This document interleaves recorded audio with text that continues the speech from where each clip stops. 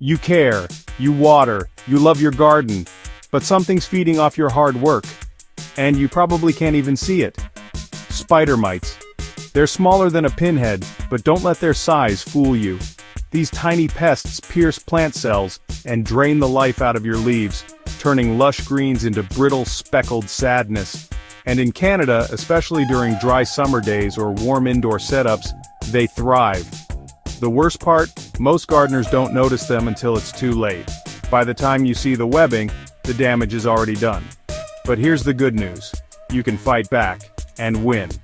Start with early detection. Check under the leaves. Increase humidity. Use insecticidal soap or neem oil, or even better, introduce nature's own warriors, ladybugs, or predatory mites.